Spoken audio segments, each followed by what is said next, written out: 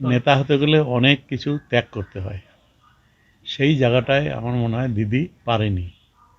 Number one, অভিষেক ব্যানার্জির তার অভিজ্ঞতা কম, তাহলে তার লড়াই আন্দোলনের অভিজ্ঞতা নাই বললেই চলে। তার সাথে এই যে আইপ্যাক্ট, কে আইপ্যাক্ট? এরা ছোটো ছোটো বাচ্চা ছেলেরা ভিন রাজ্য থেকে এসছে, আর আমরা লড়াই আন্দোলন করে মধ্য দিয়ে উঠে অনেক অভিজ্ঞতা অর্জন করার পরেই আমরা দলকে এই জায়গায় নিয়ে এসেছি। শুভেন্দু, এর আগে কালীঘাট তৃণমূল থেকে যারা এই বিতব্রত তৃণমূলে গিয়েছেন অনেকেরই কিন্তু অভিযোগের নিশানায় ছিলেন অভিষেক বন্দ্যোপাধ্যায়। রবীন্দ্রনাথ ঘোষ তিনিও কিন্তু তার ব্যতিক্রম হলেন না। একদমই তাই, তিনি কিন্তু নির্বাচনের ফলাফল ঘোষণার পরেই কিন্তু সরাসরি অভিষেক বন্দ্যোপাধ্যায় এবং আইপ্যাককে দায়ী করেছিলেন নির্বাচনের ফলাফলের জন্য, এবং তারপরে দীর্ঘদিন তিনি বিরতিতে ছিলেন, কোনো কথা বলেননি।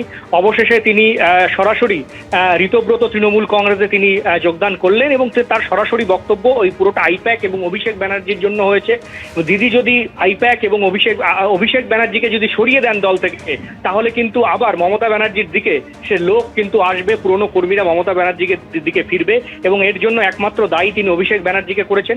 পাশাপাশি তিনি দায়ী করেছেন যাদের হাতে ক্ষমতা দেওয়া হয়েছিল বিধানসভা নির্বাচনের আগে জেলায় জেলায়, নতুন যারা সুবিধা নিতে তৃণমূল কংগ্রেসে এসেছিল তারাই কিন্তু দায়িত্ব পেয়েছেন, এবং তাদেরকে টিকিট দেওয়া হয়েছে। পুরনো প্রায় 80 জন বিধায়ক তারা টিকিট পাননি, এবং সব মিলিয়ে এই পুরনোদের যেভাবে বঞ্চিত করা হয়েছে তখন থেকেই কিন্তু দলের পতন শুরু, এমনটাই তিনি দাবি করেছেন।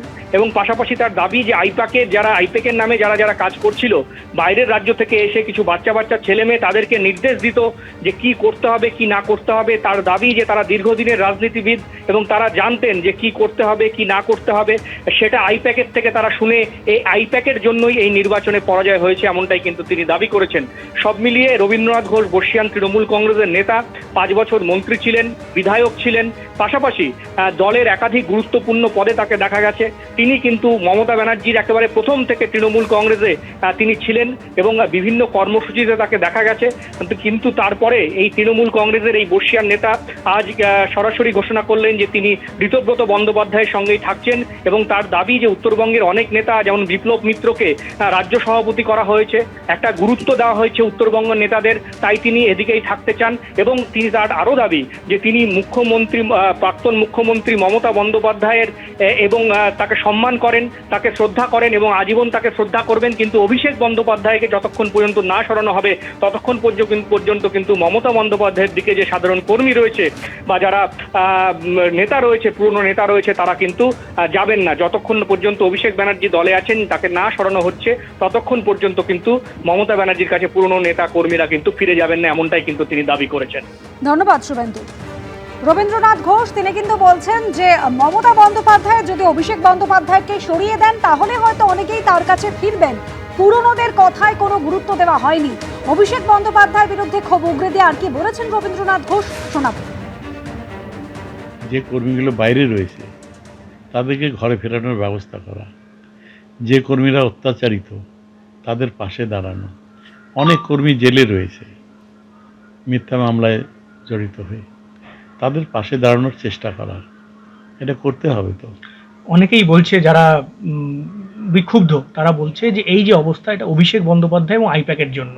আপনিও কি তাই মনে করেন যে মমতা ব্যানার্জি অভিষেক ব্যানার্জির প্রতি অকাট্য স্নেহ, তাই জন্য এই অবস্থা হলো? নেতা হতে গেলে অনেক কিছু ত্যাগ করতে হয়, সেই জায়গাটায় আমার মনে হয় দিদি পারেনি। নাম্বার ওয়ান, অভিষেক ব্যানার্জির তার অভিজ্ঞতা কম, তাহলে তার লড়াই আন্দোলনের অভিজ্ঞতা নাই বললেই চলে।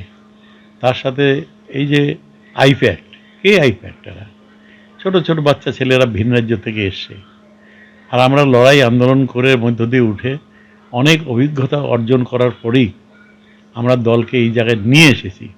11 সালে তো জয়ের জন্য তো আইপ্যাক দরকার হয়নি, 16 সালে অত বড় জয় হয়েছে তৃণমূল কংগ্রেসের রাজ্যে, কোনো আইপ্যাক ছিল না, কোনো আইপ্যাকের দরকার হয়নি।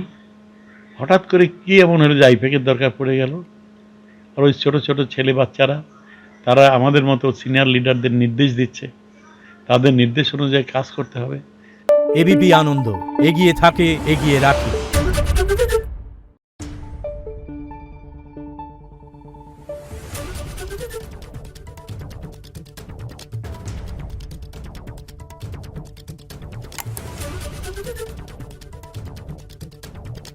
দেখুন।